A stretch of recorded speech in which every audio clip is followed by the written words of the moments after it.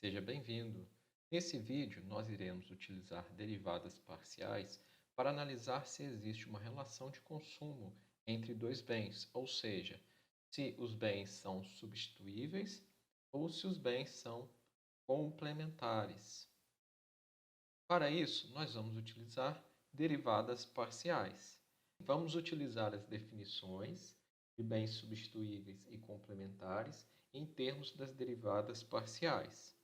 Nesse caso, nós temos a demanda de manteiga, representada por x, sendo uma função de Q e P, em que P é o preço da manteiga e Q é o preço da margarina. Assim, a quantidade consumida de manteiga, a demanda por consumo de manteiga, é uma função de Q, que é o preço da margarina, e de P, que é o próprio preço da manteiga. Da mesma forma, a demanda diária de margarina, representada por Y, é uma função G de P e Q, dada por 2P dividido por 1 mais raiz de Q. Observe que a quantidade demandada de margarina depende do preço P, que é o preço da manteiga, e do preço Q, que é o próprio preço da margarina. Assim, para que possamos analisar a relação de consumo que possa existir entre essas duas demandas, nós devemos calcular as derivadas parciais de x e y. Contudo, nós devemos analisar como o consumo de manteiga se comporta quando o preço da margarina, o preço Q, sofre alguma alteração. Assim, devemos calcular a derivada parcial de x em relação a Q. E da mesma forma, devemos analisar como a demanda de margarina se comporta dada uma variação no preço da manteiga, o preço P. Então, preciso calcular a derivada de y em relação a P. Vamos lá, então. Derivada de x em relação a Q será igual. Nesse caso, vamos observar a função. Perceba que essa função pode ser escrita dessa forma: 1 mais p ao quadrado vezes 3q. E que todo esse primeiro termo pode ser tratado como constante multiplicativa a q. Assim, ao derivarmos x em relação a q, devemos repetir a constante multiplicativa, 1 dividido por 1 mais p ao quadrado, e derivar o termo 3q, que será igual a 3. Assim, a derivada parcial de x em relação a q será igual a 3, 1 mais p ao quadrado. Perceba também que eu posso me preocupar apenas em derivar essa relação, porque eu já tenho a minha função demanda, em que eu tenho a quantidade em função do preço. Caso a demanda não estivesse representada dessa forma, você deveria reescrever a demanda dessa forma, em que a quantidade do bem é função dos preços. Agora, vamos calcular a derivada parcial de y em relação a p. Derivada de y em relação a p.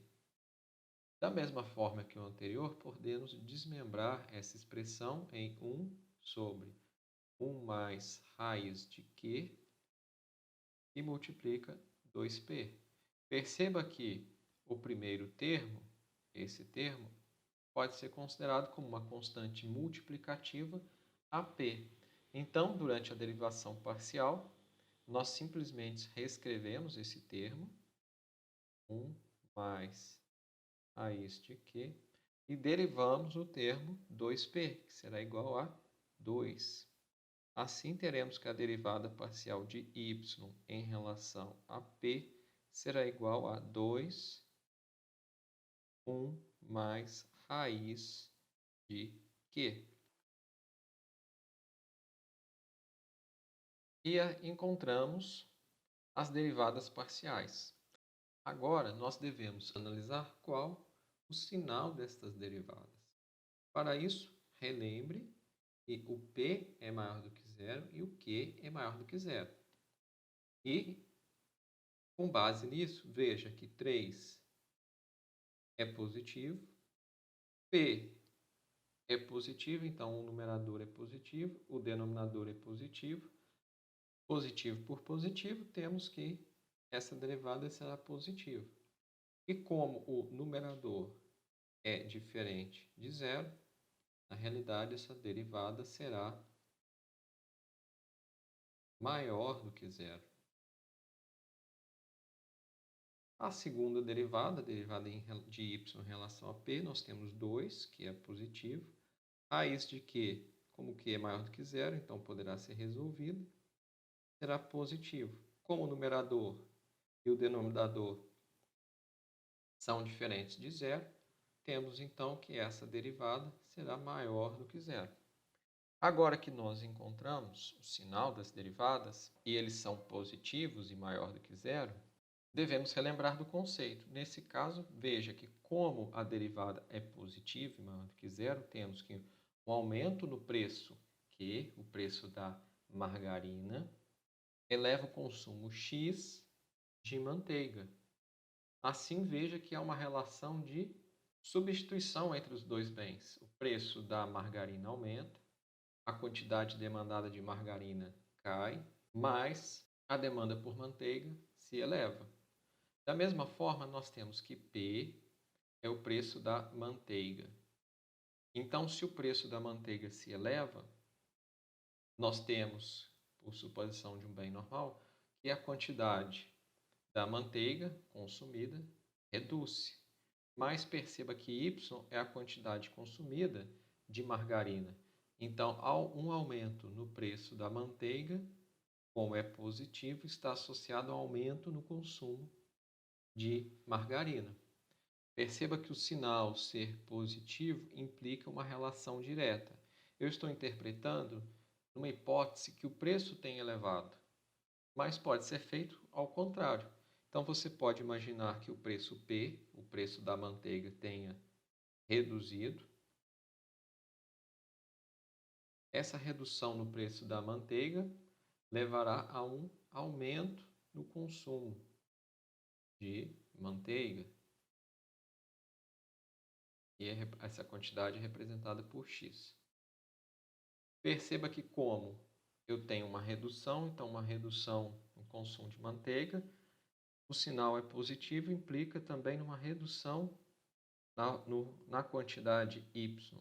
Nesse caso, uma redução na quantidade consumida Y de margarina. Ou seja, há uma queda no preço da manteiga, você aumenta o consumo da manteiga, em contrapartida você diminui o consumo de margarina. Você substitui o consumo de um pelo outro. O mesmo pode ser feito para a derivada dx em relação a Q. Com a redução do preço da margarina, aumenta o consumo da margarina e, por fim, reduz o consumo de X. Então, perceba que eu estou interpretando redução leva a uma redução, porque é sinal positivo, a mesma coisa, redução, redução. E um aumento no preço leva a um aumento no consumo do outro bem. Então, essa é uma relação de substituição entre os bens. E assim utilizamos derivadas para analisar se existe uma relação ou não. Numa hipótese de que não existiria relação, essas derivadas deveriam ser iguais a zero, de forma que a variação no preço de um bem não teria efeito nenhum na quantidade consumida do outro bem. Ficamos por aqui, obrigado pela companhia e até a próxima.